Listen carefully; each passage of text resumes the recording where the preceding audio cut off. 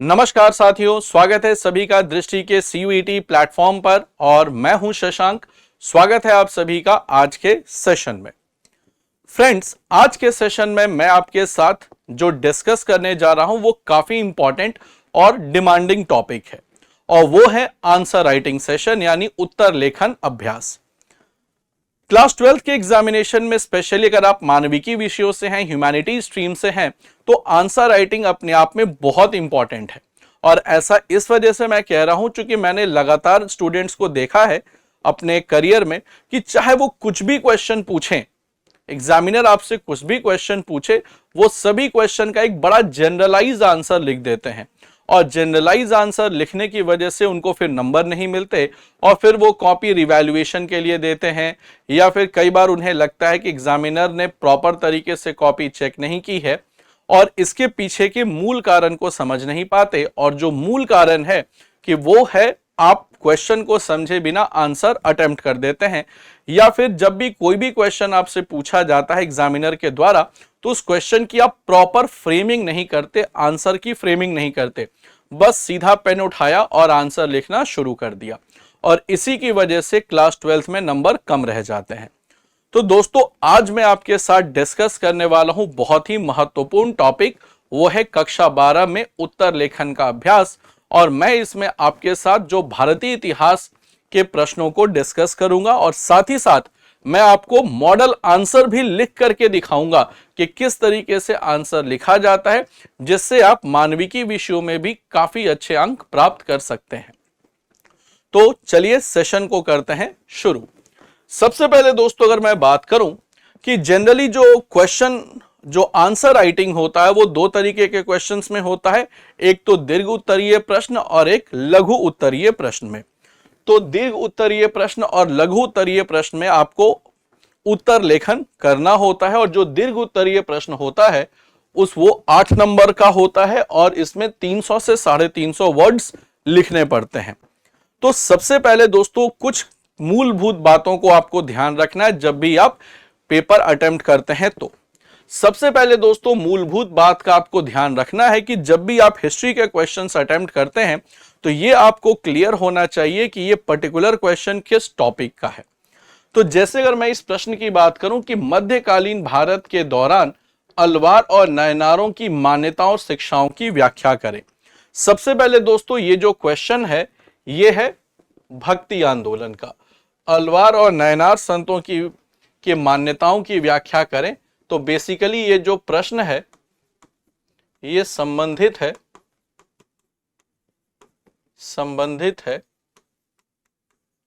भक्ति आंदोलन से। तो ये प्रश्न संबंधित है भक्ति आंदोलन से। तो भक्ति आंदोलन से ये प्रश्न संबंधित है। तो आपको ये पता चल गया कि ये भक्ति आंदोलन से संबंधित है और ये मध्यकालीन भारत का हिस्सा है। दूसरा दोस्तों आपको ध्यान रखना है कि ये कितने नंबर का प्रश्न है, कितने नंबर का है। तो 8 नंबर का प्रश्न है और इसमें आपको लिखने हैं 300 से 350 वर्ड्स के बीच में। अब एक गलत कंसेप्शन स्टूडेंट्स के बीच में बैठ गया है कि चाहे वो कितने भी नंबर का क्वेश्चन हो, जितना आपको पता है सब लिख दो। ये काम बिल्कुल भी नहीं करना है। एक मिसकंसेप्शन स्टूडेंट्स के दिमाग में बैठा है कि जितने भी हम पेजेस आंसर शीट के भर देंगे एग्जामिनर उतना ही हमारे आंसर से इंप्रेस होगा और नंबर देगा, जो कि बिल्कुल भी गलत है, एक गलत अवधारणा बन चुकी है। सबसे पहले दोस्तों आपको देखना क्या है कि वर्ड लिमिट से ज्यादा आप शब्द ना लिखें। तो 300 से 350 वर्ड्स लिखना है तो आप मैक्सिमम 350 वर्ड्स ही लिखें, इसके ऊपर जाने की कोशिश ना करें। ऐसा नहीं कि 350 वर्ड्स तक में लिखना है, आपने लिख दिया 450-500 वर्ड्स में आंसर लिख दिए, ये काम बिल्कुल नहीं करें। यानी आपको करना क्या है, तो शब्द सीमा का पालन करना है। तो शब्द सीमा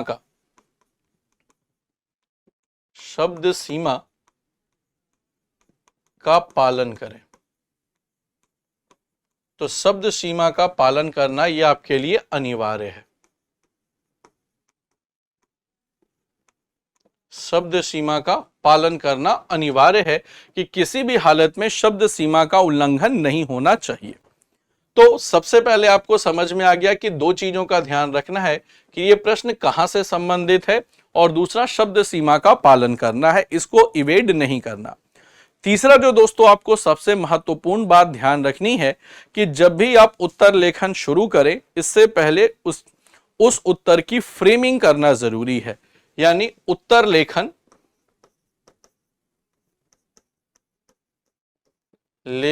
प्रारंभ करने से पूर्व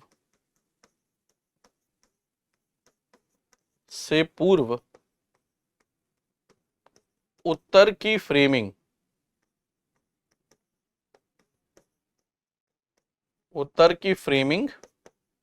जरूर करें।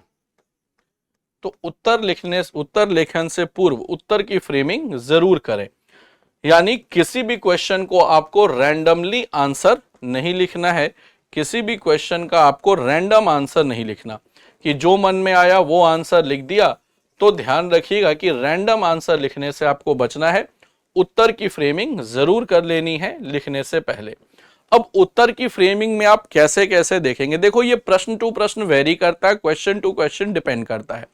जैसे दोस्तों मैं आपको इस क्वेश्चन की बात करूं तो यहां पर मैंने आपको फ्रेमिंग करके दिखाया है कि कैसे फ्रेमिंग करना है। सबसे पहले दोस्तों एक आइडियल आंसर कैसे लिखा जाना चाहिए, ये बिल्कुल मत करिएगा कि भाई क्वेश्चन जो भी पूछा है वो ठीक है, हम तो वही लिखेंगे जो हमें आता है। ये काम बिल्कुल भी नहीं करना है। और इसी वजह से ह्यूमैनिटी स्ट्रीम के स्टूडेंट्स को कई बार दिक्कतें आती हैं आंसर लिखने में कि या उनको जब मार्क्स मिलते हैं तो उनको कहीं ना कहीं लगता है कि हमारे साथ पक्षपात पूर्ण व्यवहार हुआ है, सही तरीके से नंबर दिए नहीं गए हैं। और प्रॉब्लम ये होती है कि उन्होंने सही तरीके से आंसर अटेम्प्ट ही नहीं किया, जो मन में आया है वो लिख दिया है, उसकी कोई तारतम्यता पूरे आंसर में नहीं दिखती। तो सबसे पहले दोस्तों मैं आपको एक मॉडल आंसर भी लिख करके दिखाऊंगा कि इसको कैसे लिखा जाता है। सबसे पहले दोस्तों उत्तर की फ्रेमिंग कैसे करनी है, ये मैंने आपको फ्रेमिंग बताया है। सबसे पहले दोस्तों अलवार और नायनार संतों का आपको लिखना है परिचय। तो बेसिकली आपने लिखा अलवार और नायनार संतों का परिचय और भक्ति आंदोलन में उनका योगदान। तो सबसे पहले आपको फ्रेमिंग करनी है कि भाई अलवार नायनार कौन थे, प्लस भक्ति आंदोलन में उनका क्या योगदान रहा है। दूसरा दोस्तों आपको यहां देखना है कि अलवार और नायनार की मान्यता और शिक्षा। मान्यता और शिक्षा दोस्तों की जो उनके बिलीव्स थे या जो उनकी टीचिंग्स थी उस पर डिस्कस करना है। सबसे पहले जो इसमें पॉइंट ए में आप लिखेंगे कि जाति व्यवस्था के प्रति दृष्टिकोण।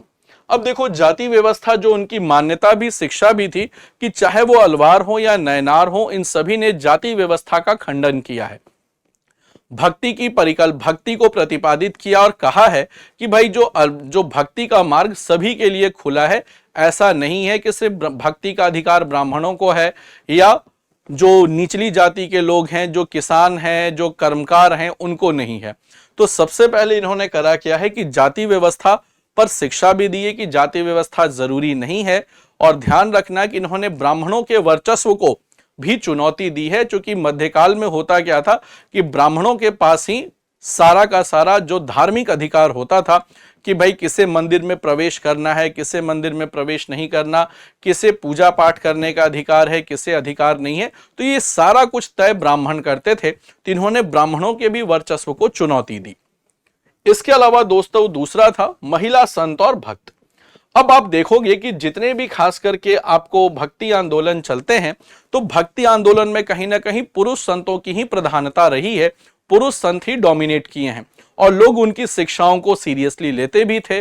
लेकिन भक्ति आंदोलन में आपको महिला संत भी देखने को मिलेंगी, चाहे वो अलवार हो या नयनार हो। जैसे अलवार में एक बहुत प्रसिद्ध भक्ति महिला संत थी अंडाल, जिनको दक्षिण भारत की मीरा कहते हैं, और उन्होंने अपने आप को भगवान विष्णु की प्रेयसी के रूप में प्रस्तुत किया। तो कहीं ना कहीं आप देखेंगे कि यहां पर महिलाओं की भी भूमिका रही। तो महिलाओं की भूमिका से दोस्तों क्या आपको समझ आता है, ये समझ में आता है कि वहां पर जेंडर न्यूट्रलिटी थी। तो वो लोग जेंडर, चाहे वो अलवार संत हो, नयनार संत हो, वो जेंडर बायस नहीं थे। तो उन्होंने शिक्षा भी दी कि देखो भाई लैंगिक रूप से विभेद करना गलत है, महिला और पुरुष दोनों भक्ति में बराबर हैं, लैंगिक रूप से विभेद करना बिल्कुल भी गलत बात है। तो ये इनकी शिक्षा भी थी और ये इनकी मान्यता भी थी। इसी वजह से आपको महिला संत भी देखने को मिलेंगे धार्मिक आंदोलन में, स्पेशली अलवार नयनार में। तीसरा दोस्तों आपको लिखना है राज्य के साथ संबंध। अब देखो राज्य के साथ संबंध का मतलब क्या है, पहले इसे समझ लो।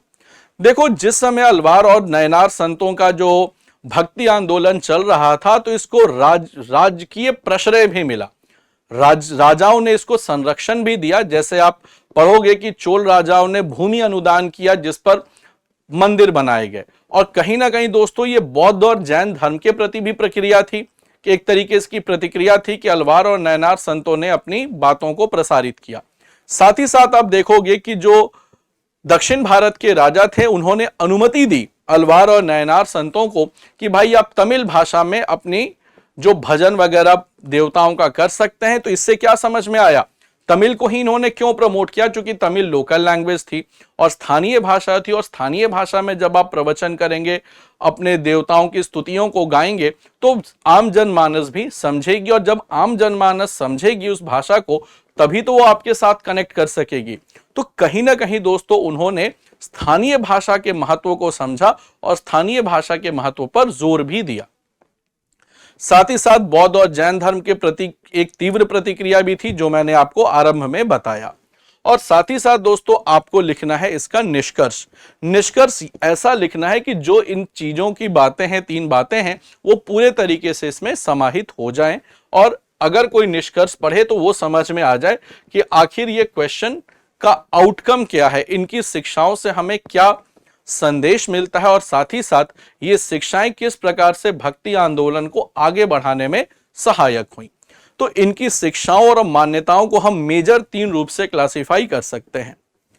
अब एक अगला क्वेश्चन स्टूडेंट्स के पास आता है कि सर आंसर कैसे लिखें। आंसर क्या पैराग्राफ में लिखें जैसे कॉम्पिटिटिव एग्जामिनेशन में लिखा जाता है, या आंसर पॉइंट वाइज लिखें यानी बिंदुवार लिखें। देखो मैं आपको क्लास 12th के लेवल पर सजेस्ट करूंगा कि आंसर को बहुत ज्यादा पैराग्राफ के फॉर्म में नहीं लिखिए, बिंदुवार लिखिए यानी पॉइंट वाइज लिखिए। इससे एग्जामिनर का इंटरेस्ट भी बना रहेगा और आपको जब आप नोट्स को रिवाइज करेंगे फॉर योर एग्जामिनेशन वो भी आपको बहुत ज्यादा हेल्प करेगा कि अगर चीजें लिखी हुई है पॉइंट वाइज यानी बिंदुवार लिखा हुआ है तो वो आपको रिवीजन करने में, याद रखने में और एग्जामिनेशन में रिकॉल करके आंसर लिखने में बहुत ज्यादा सहायक होगा।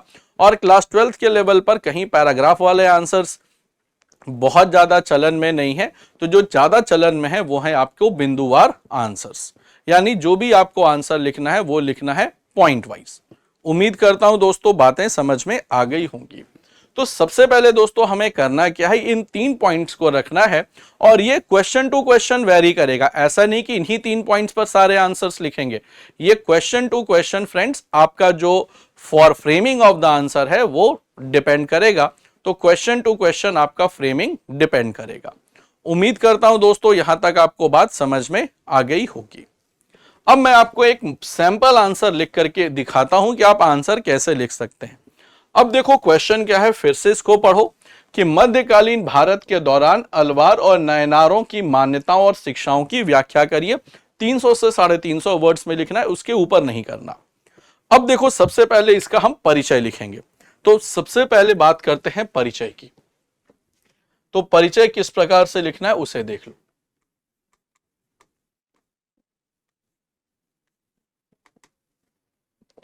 परिचय कैसे लिखना है उसे देख लो।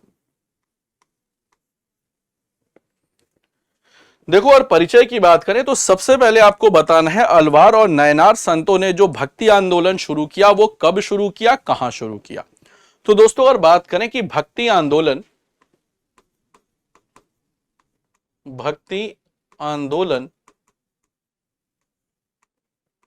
का प्रारंभ दक्षिण भारत में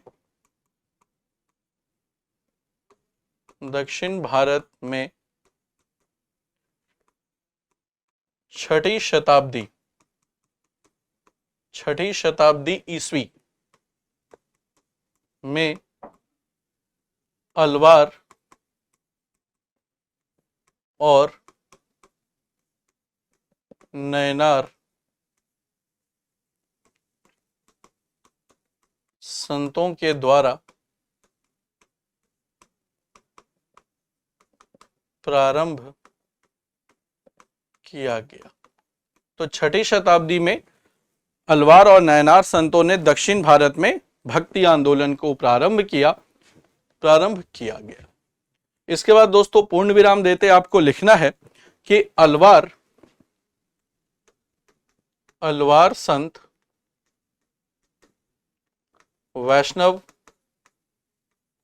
वैष्णव थे, अर्थात भगवान विष्णु के उपासक थे, और नयनार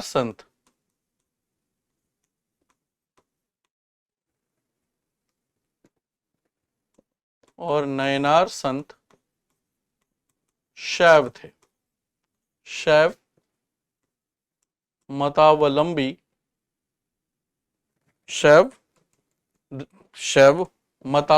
थे, यानी शैव मतावलंबी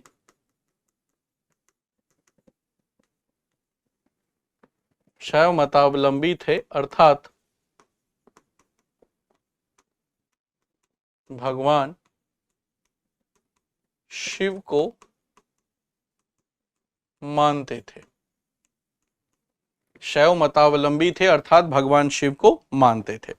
साथ ही साथ दोस्तों देखेंगे आप कि बेसिकली अलवार और नयनार, सो इन संतों के द्वारा, इन संतों का मतलब है अलवार और नयनार संतों के द्वारा तमिल भाषा में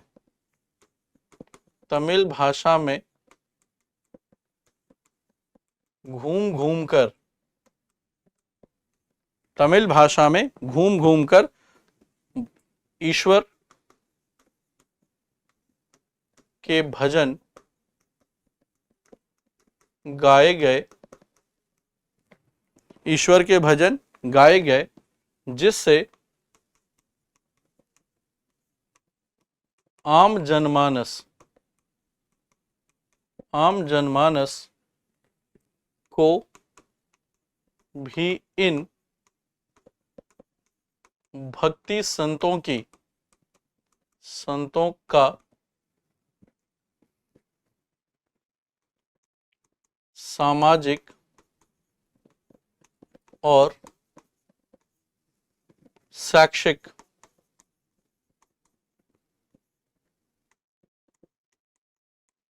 दृष्टिकोण समझने में सहायता मिली, जिससे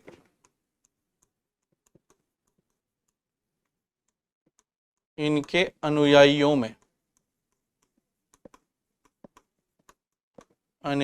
में वृद्धि देखी गई। तो दोस्तों इन्होंने करा क्या कि सबसे पहले दक्षिण भारत में शुरू किया भक्ति आंदोलन को 6ठी शताब्दी ईस्वी के दौरान। तो सबसे पहले दोस्तों आपको करना क्या है कि जो जो इंपॉर्टेंट पॉइंटर्स हैं उनको अंडरलाइन करते हुए चलना है। मैंने कई सारे स्टूडेंट्स को देखा है कि जब वो क्लास 12th का एग्जामिनेशन लिखते हैं तो मल्टीपल कलर से पेन ले जाते हैं, जैसे ब्लू ब्लैक के साथ साथ कुछ और कलर के पेन या स्पार्कल पेन ले जाते हैं और उससे इंपॉर्टेंट पॉइंटर्स को लिखते हैं। तो ये आपको बिल्कुल भी नहीं करना है। जो इंपॉर्टेंट पॉइंटर है आप सिर्फ उसको सीधा सीधा हाईलाइट कर दीजिए। मल्टीपल कलर्स के पेन और स्पार्कल पेन और ग्लिटर पेन को यूज मत करिए जहां तक संभव हो सके। तो यहां पर दोस्तों 6ठी शताब्दी ईस्वी में शुरू हुआ अलवार और नयनार संतों के द्वारा, और अलवार संत जो थे ये भगवान विष्णु के उपासक थे और नयनार संत जो थे वो शैव मतावलंबी थे अर्थात भगवान शिव को मानने वाले थे। इन संतों के द्वारा तमिल भाषा में घूम घूम कर ईश्वर के भजन गाए गए और आम जनमानस को इसी भक्ति संत के से, इसी भाषा से उनके सामाजिक और शैक्षणिक दृष्टिकोण को समझने में मदद मिली, जिससे इनके अनुयायियों में वृद्धि देखी गई। कि जब भी आप किसी चीज को आम जनमानस की भाषा में प्रचारित करेंगे तो लोगों को समझना बड़ा आसान होगा, और जब लोग आपकी बात को समझने लगेंगे तो जाहिर सी बात है कि आपके अनुयायियों की संख्या बढ़ेगी ही बढ़ेगी। तो जाहिर है कि आपके अनुयायियों की संख्या बढ़ेगी ही। इस बात को लेकर के काफी फायदा रहा अलवार और नयनार संतों को जब उन्होंने तमिल भाषा को ही अपनी शिक्षाओं का, अपने दृष्टिकोण को समझाने का माध्यम बनाया। अब दोस्तों बात करते हैं अलवार और नयनार संतों की शिक्षाओं की। तो अब बात करते हैं कि अलवार और नयनार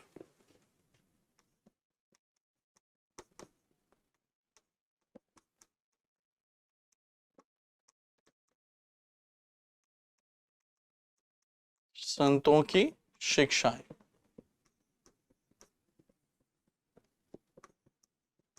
शिक्षाएं और दृष्टिकोण।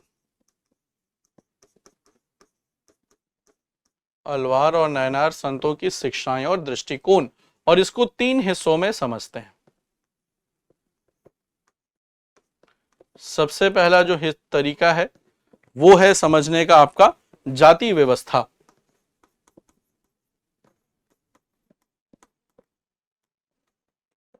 के प्रति दृष्टिकोण,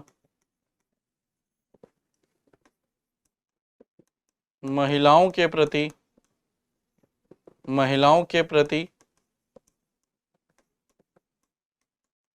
दृष्टिकोण, और स्पेशली जो महिला संत हैं उनके प्रति, जो इसमें स्पेशली जो महिला संत हैं उनके प्रति। और तीसरा जो है वो है राज्य के प्रति, राज्य का दृष्टिकोण इन संतों के प्रति।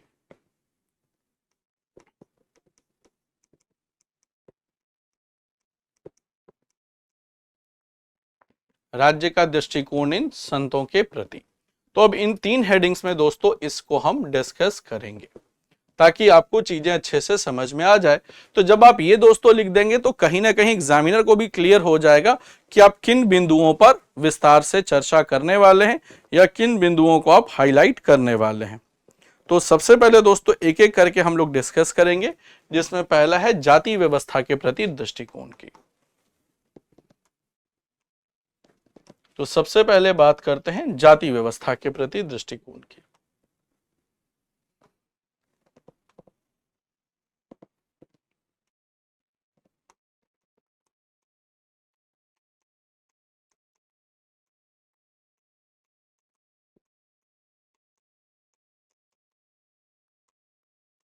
दृष्टिकोण कि जाति व्यवस्था के प्रति इनका क्या दृष्टिकोण था, इनकी क्या शिक्षाएं थी।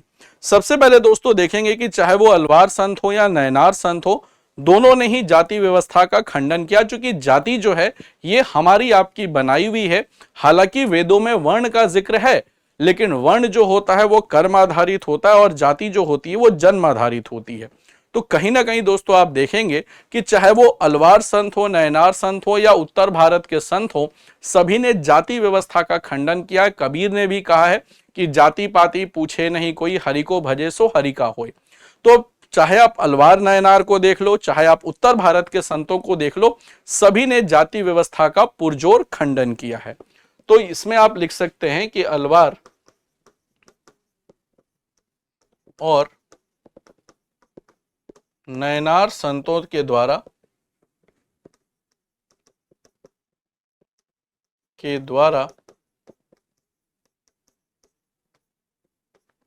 जाति व्यवस्था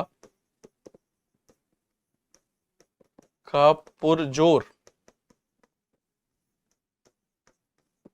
खंडन किया है और इसी प्रकार का खंडन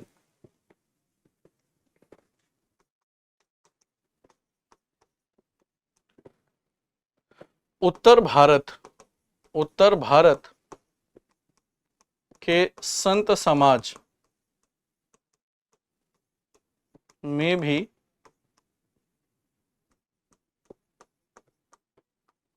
देखने को मिलता है। साथ ही साथ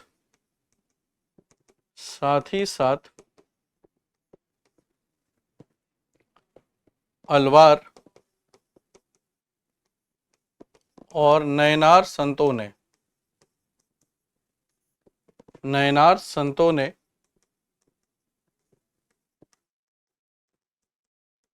ब्राह्मण वर्चस्व को चुनौती दी और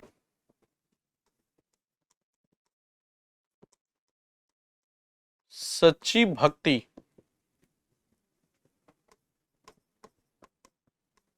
का प्रतिपादन किया।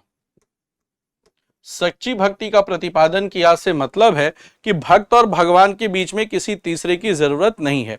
क्योंकि ब्राह्मण कहा करते थे कि जितने भी धार्मिक स्थल है सब ब्राह्मणों के कंट्रोल में थे और उनका कहना था कि अगर आपको ईश्वर की कृपा पानी है, ईश्वर तक पहुंचना है, तो बिना ये जो ईश्वर प्राप्ति का रास्ता है वो ब्राह्मणों से होकर के ही गुजरता है।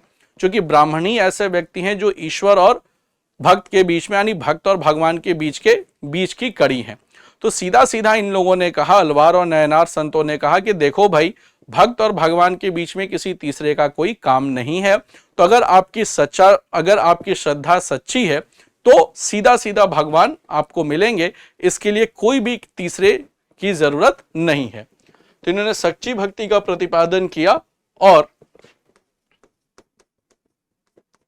भक्त और भगवान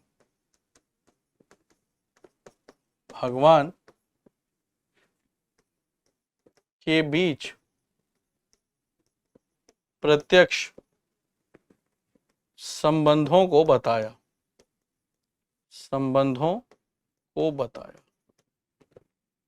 प्रत्यक्ष संबंधों को बताया कि भाई सच्ची श्रद्धा अगर आपकी है, भगवान के प्रति आपका आस्था सही है, तो आपको किसी भी तीसरे व्यक्ति की जरूरत नहीं पड़ेगी, डायरेक्ट किसी भी इंटरमीडिएरी की जरूरत नहीं है। साथ ही साथ दोस्तों आप देखेंगे कि इन संतों के अनुयायियों में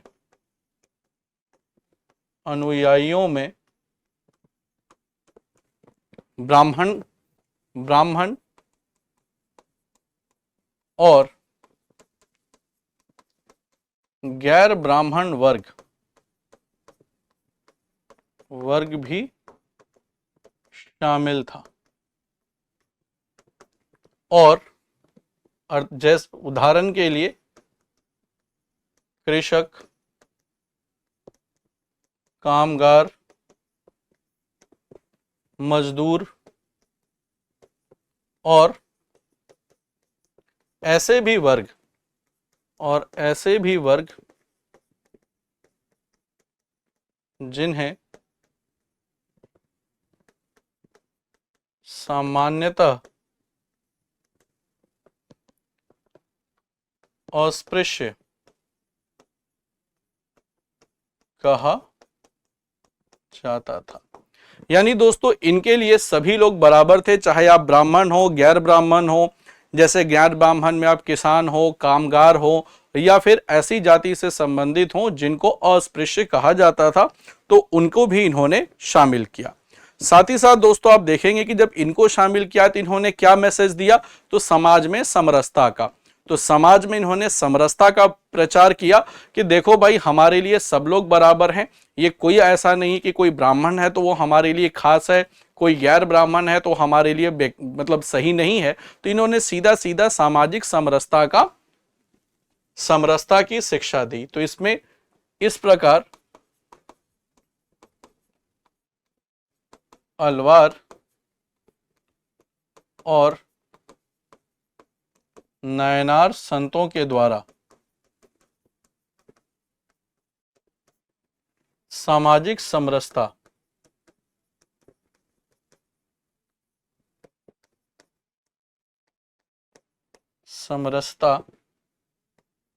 का प्रतिपादन किया गया। और साथ ही साथ दोस्तों आप देखोगे कि इन लोगों ने स्पेशली जो इनके जो ग्रंथ हैं, जैसे दिव्य प्रबंधन है, तिरुमुरई है, इनको भी महत्वपूर्ण, वेदों के जैसा महत्वपूर्ण माना। अपने ग्रंथ जैसे दिव्य प्रबंधन, प्रबंधम और तिरुमुरई।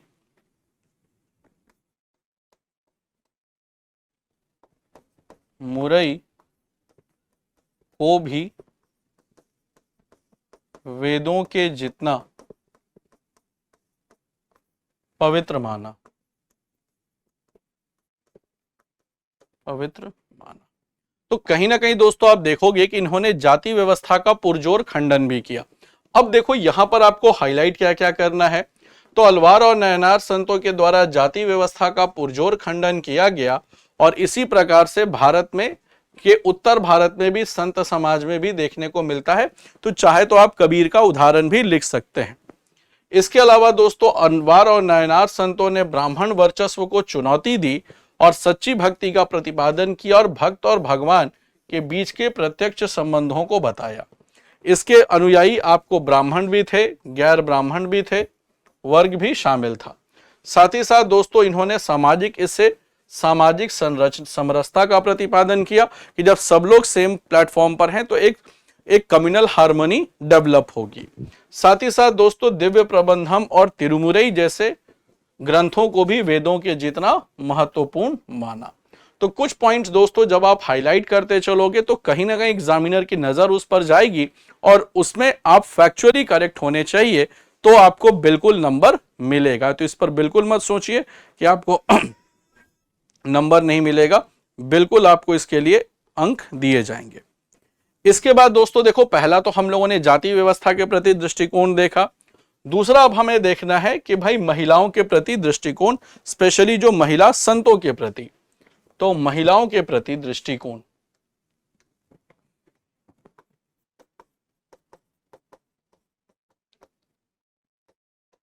के प्रति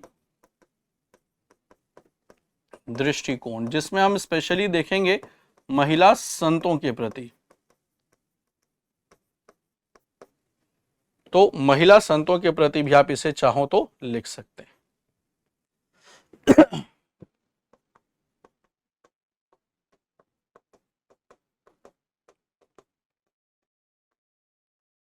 महिला संतों के प्रति किनका दृष्टिकोण क्या था? महिला संतों के प्रति। अब देखो महिला संतों के प्रति आप देखेंगे कि बेसिकली दोस्तों इस काल में पुरुष संतों की प्रधानता मिलती है, लेकिन महिला संतों का भी स्थान महत्वपूर्ण रहा है। तो इस काल में पुरुष संतों की प्रधानता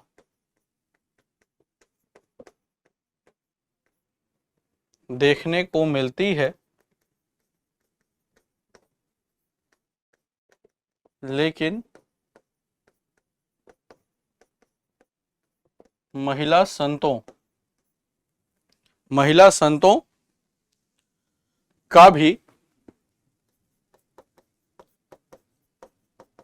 महत्वपूर्ण स्थान रहा है।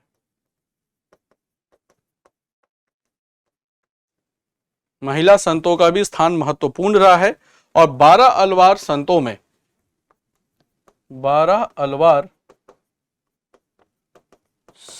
में एकमात्र महिला संत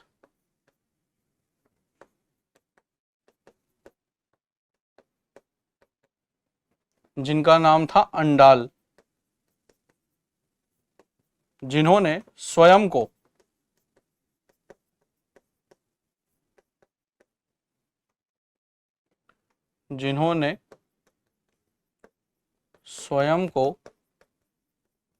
भगवान विष्णु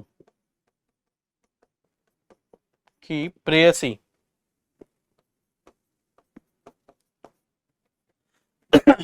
के रूप में प्रस्तुत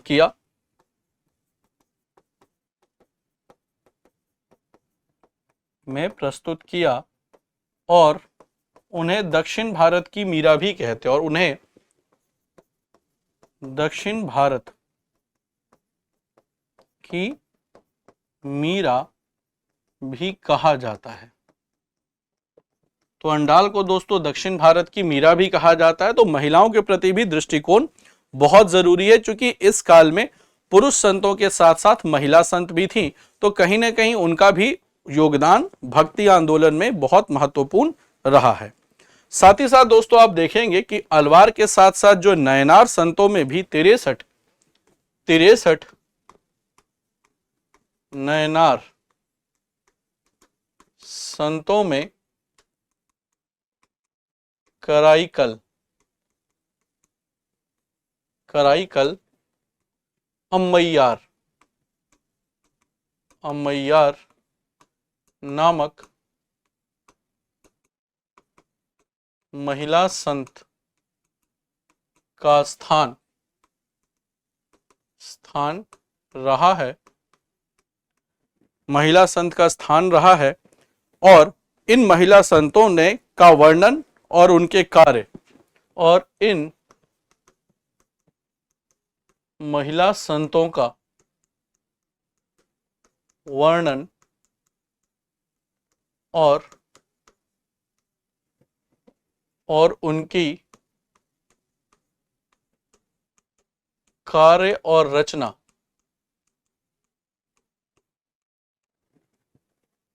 तत्कालीन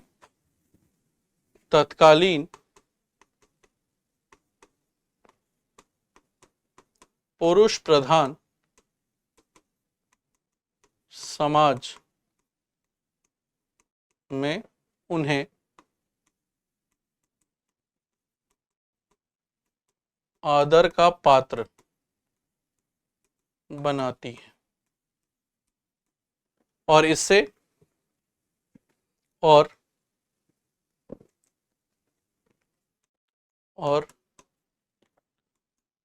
लैंगिक विभेद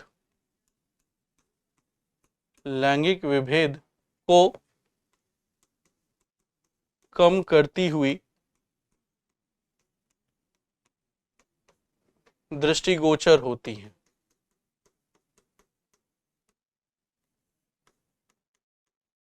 लैंगिक विभेद को कम करते हुए दृष्टिगोचर होती हैं। तो कहीं ना कहीं दोस्तों की जो संत, जो अलवार और नयनार संतों ने समाज में लैंगिक विभेद को भी कम करने की कोशिश की, कि जैसा पुरुषों को वहां पर सम्मान मिलता था, पुरुष संतों को सम्मान मिलता था, ठीक उसी तरीके से इन्होंने महिला संतों को भी सम्मान दिया। तो कहीं ना कहीं इससे समाज में लैंगिक विभेद भी कम करने में उनकी मान्यता मिली, तो कहीं ना कहीं वो लैंगिक विभेद भी कम करने के पक्षधर थे।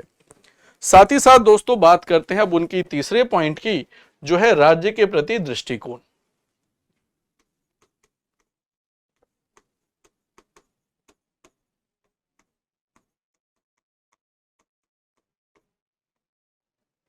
राज्य के प्रति दृष्टिकोण। अब देखो, अलवार और नयनार संतों को भी राजकीय प्रश्रय दिया गया। तो अलवार और नयनार, अलवार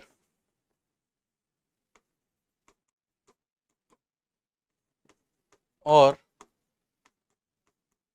नयनार संतों को, अलवार और नयनार संतों को दोस्तों राजकीय प्रश्रय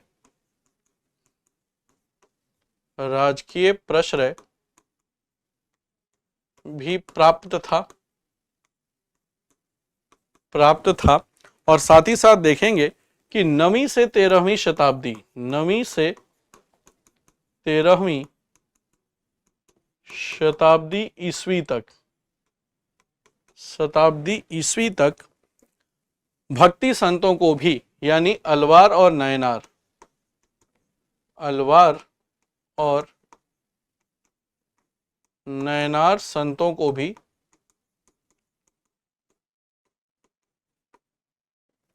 भी चोल शासकों के द्वारा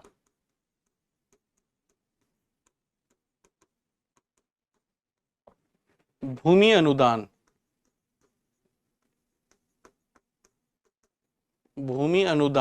प्रदान किया गया।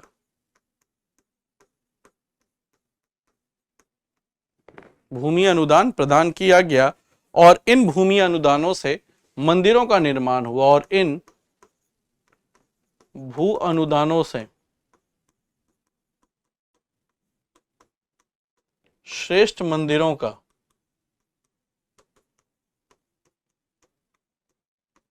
निर्माण किया गया।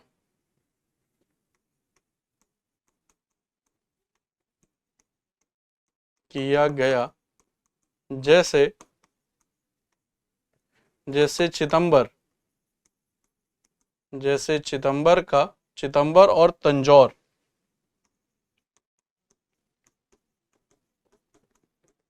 तंजौर का शिव मंदिर, जैसे तंजौर और चितंबर का शिव मंदिर जो बनाया गया चोल शासकों के द्वारा। इन्होंने भूमि अनुदान दिया अलवार और नयनार संतों को, जैसे नयनार संतों को दिया, और इन्होंने इस पर शिव मंदिर का निर्माण कराया, चूंकि वो तो किसी चीज के लिए उन्हें किसी चीज की जरूरत भी नहीं थी और वो समाज से इन भौतिक इच्छाओं से परे हो चुके थे। साथ ही साथ दोस्तों वेल्लाल जिसको कहते हैं अमीर कृषक, अमीर जो कृषकों के द्वारा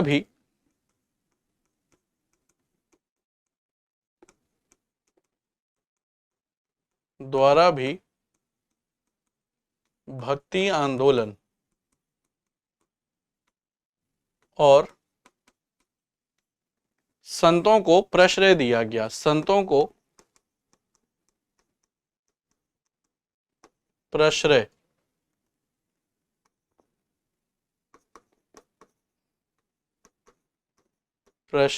दिया गया।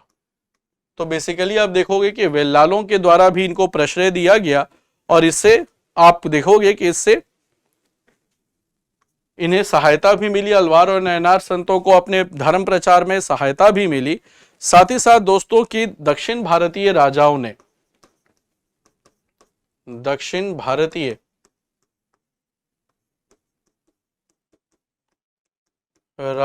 के द्वारा स्थानीय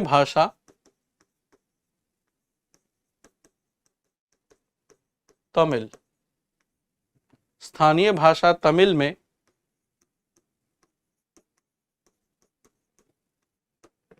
मंदिरों में भजन गाने की अनुमति मिली, जिससे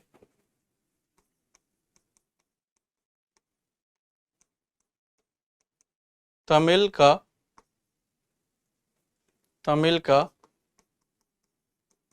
व्यापक प्रचार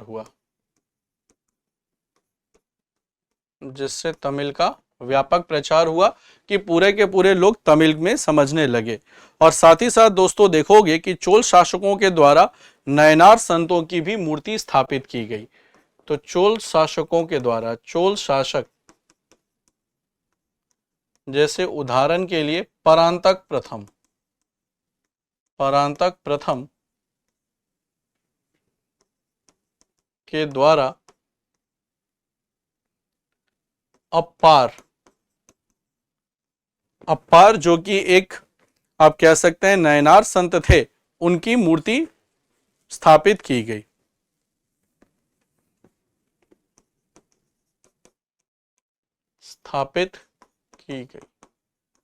तो कहीं ना कहीं अप्पार के द्वारा भी मूर्ति स्थापित की गई। तो जैसे आपने इस तरीके से पॉइंट वाइज लिखा तो चीजें समझ में आने लगेंगी। अब बस आपको करना इसमें क्या है कि इसमें इंपॉर्टेंट पॉइंटर्स को हाईलाइट करना है।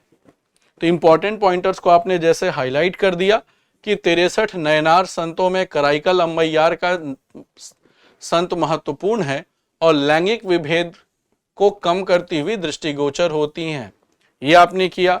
राज्य के प्रति में जैसे कि 13वीं शताब्दी में अलवार और नयनार संतों को चोल शासकों के द्वारा भूमि अनुदान प्रदान किया गया और इससे श्रेष्ठ मंदिरों का निर्माण हुआ, जैसे चितंबर और तंजौर का शिव मंदिर। चूंकि इनकी कोई अपनी भौतिक इच्छा तो थी नहीं, तो इस पर मंदिरों का ही निर्माण होता था। साथ ही साथ स्थानीय भाषा तमिल को मंदिरों में भजन गाने की अनुमति मिली, जिससे तमिल का व्यापक प्रचार हुआ। और चोल शासक परांतक प्रथम द्वारा अपार की मूर्ति स्थापित की गई जो कि एक नयनार संत है। तो ऐसे भी करके आप लिख सकते हैं, इसमें भी आपको कोई नंबर कटेगा नहीं। और यहां पर बस 2-3 बातों का दोस्तों ध्यान रखना है कि आपको राइटिंग आपकी इतनी अच्छी होनी चाहिए जो कि पढ़ा जा सके, क्योंकि कई बार स्टूडेंट्स बहुत तेजी से राइटिंग में लिखने की कोशिश करते हैं और फिर उनकी राइटिंग इतनी गंदी हो जाती है कि जिसको फिर पढ़ा नहीं जा सके। तो ये काम मत करिएगा कि थोड़ा राइटिंग साफ रखिए ताकि आपको अच्छे से एग्जामिनर आपके आंसर को पढ़ सके, आंसर शीट को पढ़ सके। तो यहां तक बात समझ आ गया। अब दोस्तों इसका लिखना है आपको निष्कर्ष। तो निष्कर्ष कैसे लिखेंगे? तो निष्कर्ष लिखने का जो तरीका है दोस्तों वो भी आप लिख सकते हैं कि अलवार और नयनार संतों ने सामाजिक मान्यताएं लोक रीति का व्यापक रूप से प्रचार किया। तो अलवार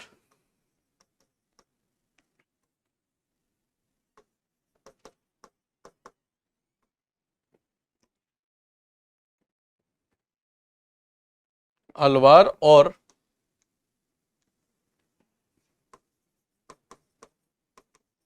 नयनार संतों के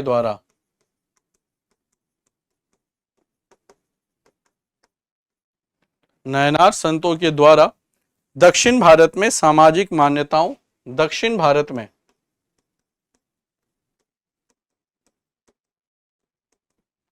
लोक रीति,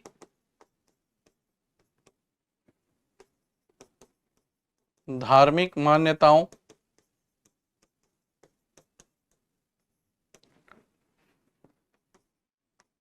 लैंगिक समानता और स्थानीय भाषा के विकास के जरिए समाज में व्यापक बदलाव लाने का प्रयास किया गया, जिससे जाति प्रथा, जिससे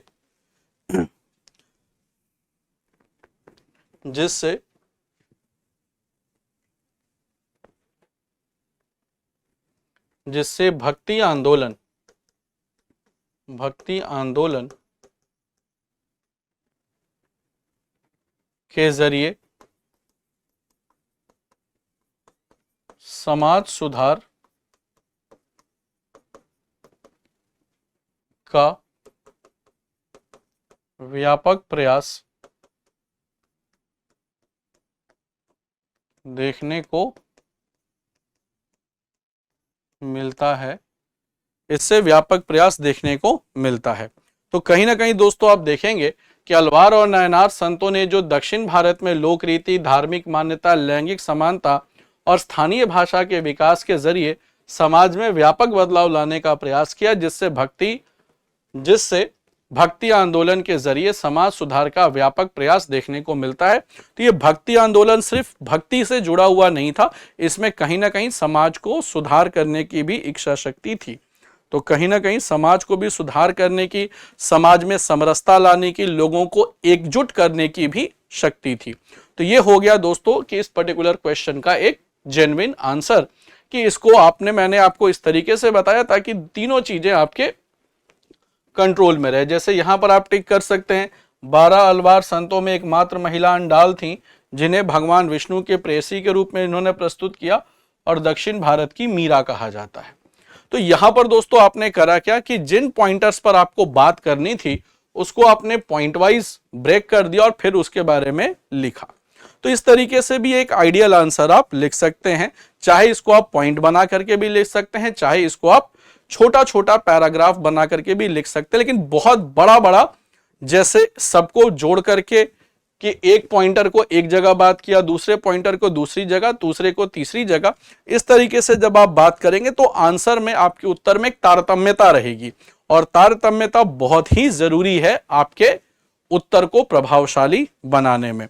तो ये तारतम्यता बहुत ही जरूरी है आपके उत्तर को प्रभावशाली बनाने में। तो उम्मीद करता हूं दोस्तों कि एक सैंपल उत्तर आपको समझ में आया होगा। इसके अलावा दोस्तों आप यहां भी इसको नोट कर सकते हैं कि बेसिकली लोक रीति, धार्मिक मान्यताओं, सामाजिक और स्थानीय भाषा के विकास के जरिए समाज में व्यापक बदलाव लाने का प्रयास किया, जिससे भक्ति आंदोलन के जरिए समाज सुधार का व्यापक प्रयास देखने को मिलता है। तो भक्ति आंदोलन के जरिए इन्होंने समाज को भी सुधारने का एक अच्छा प्रयास किया। अब दोस्तों ये तो हो गया एक लॉन्ग आंसर टाइप के क्वेश्चन का। अगर क्वेश्चन दोस्तों आता है, अगर शॉर्ट आंसर टाइप क्वेश्चन आता है, लघु उत्तरीय प्रश्न आता है, तो उस पर आप कैसे आंसर करेंगे उसको भी देखते हैं। एक मॉडल आंसर प्रश्न है दोस्तों कि अपने आर्थिक संसाधनों के प्रबंधन में मुगल साम्राज्य के विकास का विश्लेषण करें। 3 अंक का प्रश्न है और 60 से 80 शब्दों में लिखना है। सबसे पहले दोस्तों ये किस चैप्टर का है, तो ये मुगल प्रशासन का है, मुगल साम्राज्य का है। तो सबसे पहले देख लिया आपने कि भाई ये मुगल साम्राज्य का प्रश्न है, ये आपने देख लिया और आपको समझ में आ गया कि 60 से 80 शब्द में लिखना है। तो सबसे पहले आपको क्या करना है, तो अपने उत्तर की फ्रेमिंग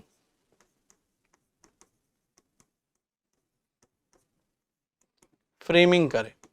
अब देखो उत्तर लेखन का अभ्यास आपको जितनी जल्दी हो सके शुरू कर देना है, क्योंकि उत्तर लिखने का जो आप लोग का स्कूल का तरीका है ये हर जगह काम कई बार नहीं भी आता है और बोर्ड में आपको बहुत प्रोफेशनली आंसर लिखना पड़ेगा कि कहीं भी एग्जामिनर को ना लगे कि बिल्कुल आंसर जो है वो कहीं भटक रहा है, क्वेश्चन कुछ और पूछा गया और आप उसका आंसर कुछ और दे रहे हैं। तो ये कहीं भी एग्जामिनर को बिल्कुल भी नहीं लगना चाहिए, नहीं तो वो नंबर नहीं देगा और फिर आपको लगा कि भाई एग्जामिनर को हमसे ही कुछ प्रॉब्लम थी, नंबर नहीं दिया, क्योंकि वो जो एग्जामिनर की नीड और डिमांड है उसको पूरा नहीं करते हैं। अब देखो सबसे पहले यहां पर है कि आर्थिक संसाधन के प्रबंधन में, अब यहां पर जो सबसे बड़ा आर्थिक संसाधन था मुगलों का वो क्या था, वो था भू राजस्व। तो टेक्निकली आपको देखो जो सबसे बड़ा आर्थिक संसाधन था, सबसे बड़ा और महत्वपूर्ण संसाधन था वो था आपका भू राजस्व। तो बेसिकली आपको लिखना है भू राजस्व के बारे में ही। तो सबसे पहले आपने आंसर फ्रेम किया। अब देखो आंसर कहां फ्रेम कर सकते हैं, थोड़ा सा रफ वर्क में कर लो, या आप एग्जामिनेशन हॉल में हैं तो क्वेश्चन पेपर के पीछे जो रफ वर्क के लिए होता है वहां आप आंसर फ्रेम कर सकते हैं, लेकिन इतना बड़ा डिटेल में नहीं, आपको सीधा सीधा पॉइंट में लिखना है कि मुझे इस उत्तर में क्या क्या चीजें मेंशन करनी है। सबसे पहले दोस्तों इस उत्तर को लिखना कैसे है, तो सबसे पहले लिखना है कि भू राजस्व को प्रमुख आर्थिक स्रोत के रूप में पेश किया जाना, कि जो सबसे बड़ी कमाई होती थी मुगल राजवंश में या मुगल साम्राज्य में वो भू राजस्व से होती थी, क्या उसका दर था, ये सारी बातें आप इंट्रोडक्शन में लिखेंगे। साथ ही साथ दोस्तों मुगल अधिकारी जो भू राजस्व को एकत्र करता था और इसे कैसे एकत्र किया जाता था उसके बारे में लिखेंगे। उस मुगल अधिकारी जो भू राजस्व एकत्रित करता था, जिसको आप अमाल गुजार भी कहते हैं। इसके अलावा दोस्तों मुगल सम्राट की भूमिका, जिससे कर एकत्र करने में भूमि का सर्वेक्षण किया।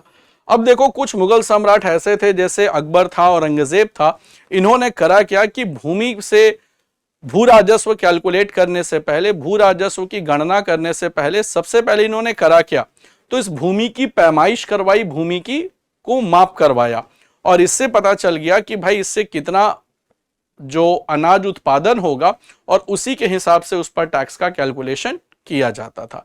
और साथ ही साथ अगर आप चाहो, थोड़ा टाइम बच जाए, तो आप इसमें भूमि का वर्गीकरण भी लिख सकते हो, चाहो तो इसमें भूमि का वर्गीकरण भी लिख सकते हैं।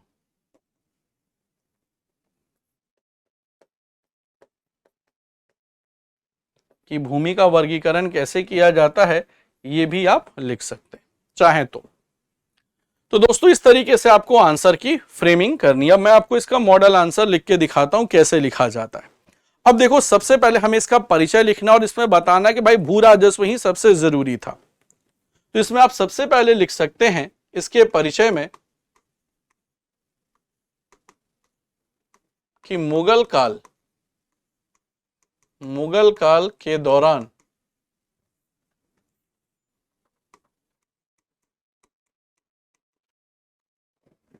मुगल काल के दौरान राजस्व प्राप्ति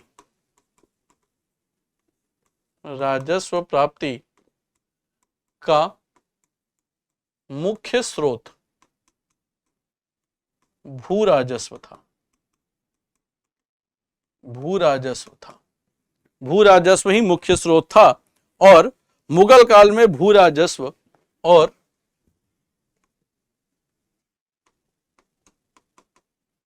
मुगल काल में भू राजस्व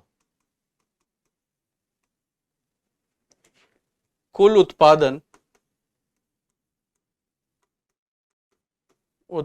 का 1/3 लिया जाता था। कुल उत्पादन का 1/3 हिस्सा लिया जाता था। और यहां पर दोस्तों ध्यान रखिएगा कि मुगल काल में भू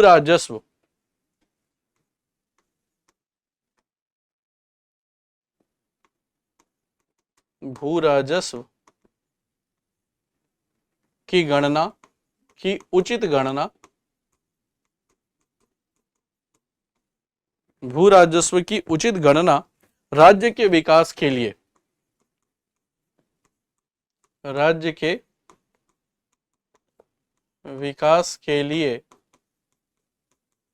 जरूरी था।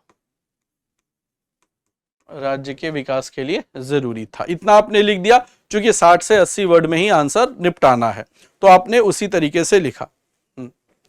अब मुगल काल में जो राजस्व अधिकारी थे, मुगल कालीन राजस्व अधिकारी को अमाल गुजार कहा जाता था और भू राजस्व नकद और अनाज दोनों रूपों में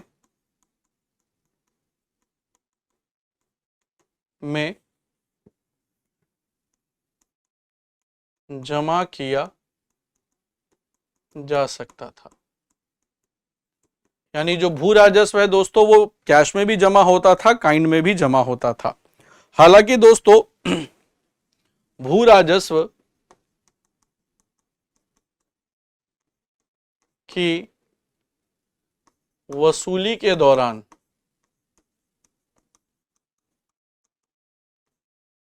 कृषकों के हितों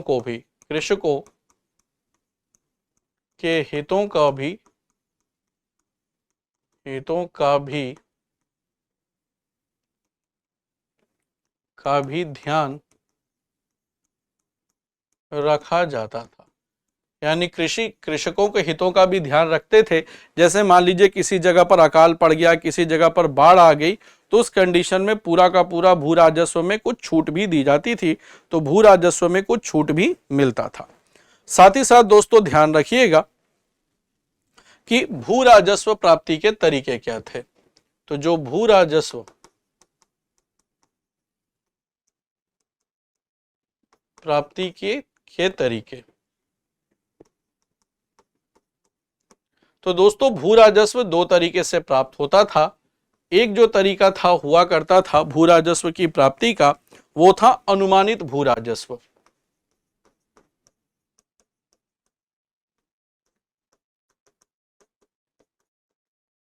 अनुमानित भू राजस्व, और इसे कहा जाता था जमा। और एक होता था वास्तविक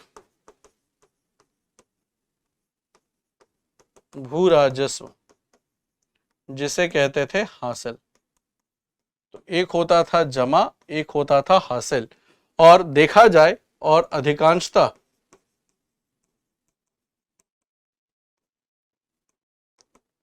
जो जमा होता था, जमा हासिल से ज्यादा होता था। तो आप देखोगे कि जो अनुमानित भू राजस्व होता था वो वास्तविक भू राजस्व से ज्यादा होता था। और आप देखेंगे कि मुगल काल में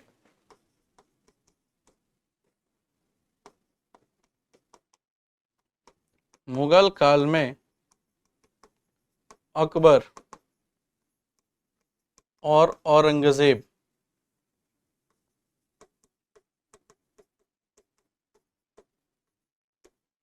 ने कृषि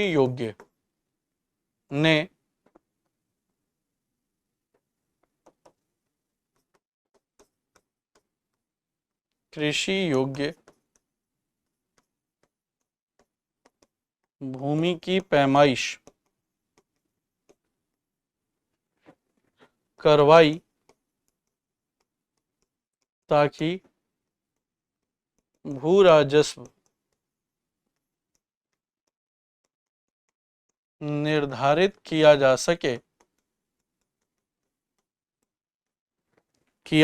सके और और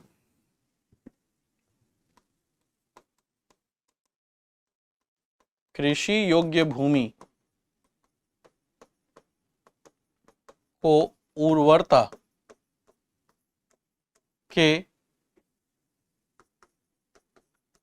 हिसाब से 4 भागों में विभाजित किया। 4 भागों में विभाजित किया। कौन कौन से 4 भाग थे? सबसे पहला था पोलज, जिस पर प्रत्येक वर्ष खेती होती थी। प्रत्येक वर्ष खेती होती थी, पोलज। दूसरा होता था परती। परती का मतलब होता है कि उसे एक कृषि वर्ष तक खाली छोड़ दिया जाए। तो एक कृषि वर्ष तक जब जमीन को खाली छोड़ दिया जाए तो जमीन को एक कृषि वर्ष तक खाली छोड़ दिया जाए।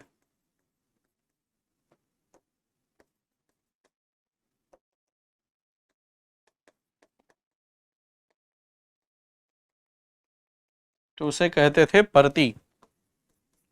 तीसरा होता था चाचर। चाचर वैसी जमीन होती थी जिसको 3-4 वर्षों के लिए खाली छोड़ दिया जाए। तो जिस जमीन को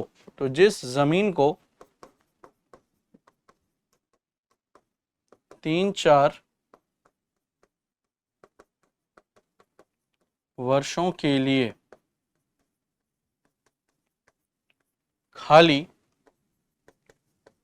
छोड़ दिया जाए उसे कहते थे चाचर। और चौथा हुआ करता था बंजर,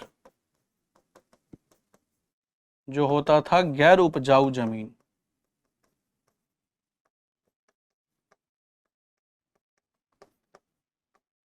गैर उपजाऊ जमीन को कहते थे बंजर। तो ये होता था गैर उपजाऊ जमीन जिस पर खेती वगैरह नहीं किया जाए, उसे कहते थे बंजर। तो दोस्तों ये तकरीबन 80 वर्ड्स वगैरह में आपका आंसर हो जाता है।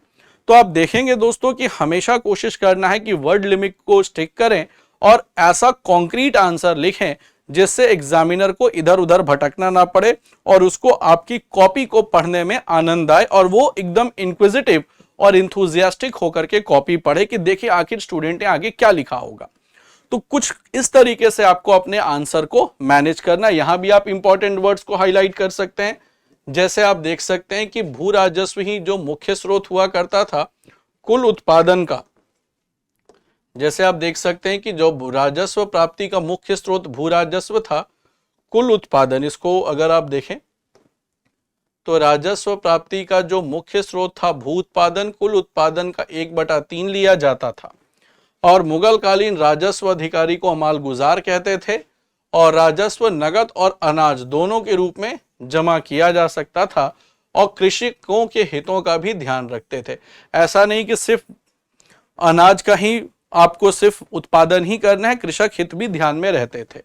साथ ही साथ अनुमानित भू राजस्व जिसे कहते थे जमा, और वास्तविक भू राजस्व जिसे कहते थे हासिल। और मुगल काल में दोस्तों यहां पर आप लिख सकते हैं औरंगजेब और अकबर ने कृषि योग्य भूमि की पैमाइश करवाई ताकि भू राजस्व को निर्धारित किया जा सके और 4 भागों में इसको विभक्त कर दिया कृषि योग्य भूमि को। उसके बाद पोलज हो गया, परती हो गया, चाचर हो गया और बंजर हो गया। इतना आप हाईलाइट कर देंगे तो उसको मोटा मोटा पता चल जाएगा कि कौन से पॉइंट्स को हमारे स्टूडेंट ने इंपॉर्टेंस दी है। तो कुछ इसी तरीके से दोस्तों आपको आंसर लिखना है अपने बोर्ड एग्जामिनेशन में भी। और बोर्ड में जितने अच्छे नंबर होंगे दोस्तों इसका फायदा बहुत है। बोर्ड में जितने अच्छे नंबर होंगे और आप अगले साल सीयूईटी के लिए भी अपीयर करेंगे, यूजी एग्जामिनेशन के लिए, तो दोस्तों ध्यान रखिएगा कि कई सारे अच्छे कॉलेजेस में बोर्ड के नंबर्स भी डिफाइंड रहते हैं कि भाई अगर आपके क्लास 12th में इतने % से ऊपर हैं तब आप इस पर्टिकुलर कोर्स के लिए अप्लाई कर सकते हैं। तो कहीं ना कहीं दोस्तों बोर्ड सीयूईटी आ जाने से बोर्ड्स की इंपॉर्टेंस कम नहीं हुई है। बोर्ड अपनी जगह है, सीयूईटी अपनी जगह है और कई सारे कॉलेजेस में जो क्लास 12th का बोर्ड एग्जामिनेशन का जो मार्क्स है उसको एलिजिबिलिटी क्राइटेरिया बना देता है।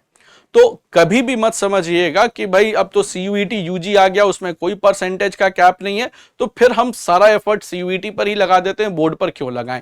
ये गलती मत करिएगा। क्योंकि अभी मैं कुछ दिन पहले सेशन ले रहा था तो उसमें कई सारे स्टूडेंट्स का एक डाउट सेशन था, उसमें कई सारे स्टूडेंट की ये क्वेरी थी कि सर अब तो सीयूईटी आ गया, बोर्ड्स का क्या वही इंपॉर्टेंस है? क्योंकि मार्क्स बेसिस सिलेक्शन तो जितने भी इंडिया के टॉप यूनिवर्सिटीज हैं वो तो नहीं कर रही। तब मैंने उनसे कहा कि आपने नोटिफिकेशन अच्छे से नहीं पढ़ा। यहां कॉलेजेस को, यूनिवर्सिटीज को और कोर्स को अपने कोर्सेज में मिनिमम परसेंटेज फिक्स करने का राइट दिया गया है बाय नेशनल टेस्टिंग एजेंसी कि आप अपने कुछ कोर्सेज में और कुछ कॉलेजेस को ये अधिकार दिए गए हैं कि अपने सिलेक्टेड कोर्सेज में जो उनके प्राइम कोर्सेज कहे जाते हैं जिनमें एडमिशन लेने के लिए स्टूडेंट्स बहुत ज्यादा लालायित रहते हैं, बहुत ज्यादा मोटिवेटेड रहते हैं, तो वहां पर आप मिनिमम परसेंटेज क्राइटेरिया फिक्स कर सकते हैं। तो उस कंडीशन में दोस्तों बोर्ड्स को बिल्कुल हल्के में नहीं लेना है और आपको हमेशा, खासकर जो ह्यूमैनिटीज के स्टूडेंट्स हैं उनको ध्यान रखना है कि आप जब भी आंसर लिखें तो टू द पॉइंट लिखें, कॉन्क्रीट लिखें, इधर उधर की बातें बिल्कुल मत करें। आंसर को भटकाना नहीं है। और जो स्टूडेंट्स को लगता है कि जितना ज्यादा पेज भर देंगे उतने ही ज्यादा नंबर मिलेंगे, तो भाई इस मिसकंसेप्शन से बाहर निकलिए। ऐसा बिल्कुल भी नहीं होता है। तो प्लीज इस मिथ से बाहर निकलिए। तो दोस्तों आज मैंने आपको 2 आंसर्स लिख करके दिखाए, लाइव लिख करके दिखाए कि कैसे आंसर की फ्रेमिंग करनी है और कैसे आंसर लिखना है। Framing question to question vary करेगा, तो ये धीरे धीरे जब आप प्रैक्टिस करेंगे तो ये आपके हैबिट में आ जाएगा। तो उम्मीद करता हूं दोस्तों कि आपको समझ में आ गया होगा कि क्लास 12th में उत्तर लेखन किस प्रकार से करना है इतिहास विषय में। तो दोस्तों आज के सेशन में बस इतना ही और मुझे उम्मीद है कि इन दोनों उत्तर से आपको एक आइडिया लगा होगा कि बोर्ड में आंसर राइटिंग किस तरीके से करनी है और क्या उसका आंसर का फ्रेमिंग करने का तरीका क्या रहना चाहिए। तो आज के सेशन में फ्रेंड्स इतना ही। Thanks for being the patient listeners and watching the session. मिलते हैं अपने अगले सेशन में।